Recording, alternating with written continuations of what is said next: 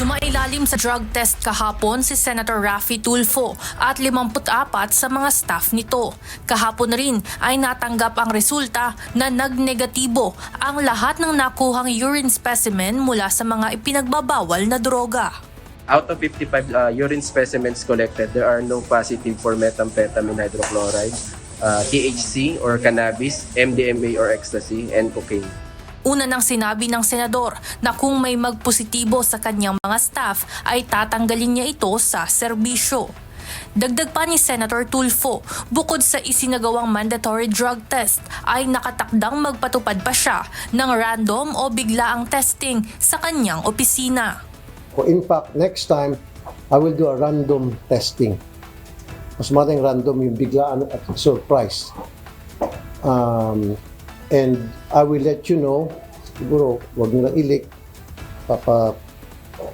wag akong magsalit sa media, and then darating dito yung PDEA, and then mag-random test sa lahat, and then darating kayo, invite namin kayo. Samantala, mas pinapabura naman ni Senator Francis Kiko Pangilinan ang random drug test kaysa mandatory testing para sa lahat ng staff. Sa akin, walang problema.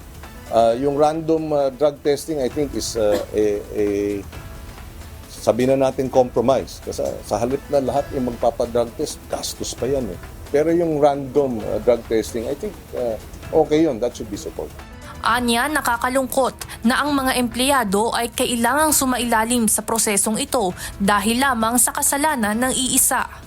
Dagdag pa ng senador, nadadamay din ang imahe at reputasyon ng Senado sa naturang issue. Nakakalungkot na yung imahe na naman ng Senado ay may black eye na naman. Marami na ang nagsasabi na yung respeto sa Senado, di ba, dapat manumbalik. Yun, sana ito na ang huli. Matiyak na hindi na magkakaroon ng ulit ng ganitong klaseng kontrobersiya.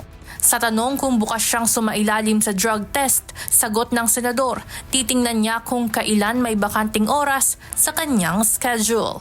Evan Alvarez, UNTV News and Rescue. Diyos ang aming sandigan, serbisyo publiko ang aming pinahahalagahan.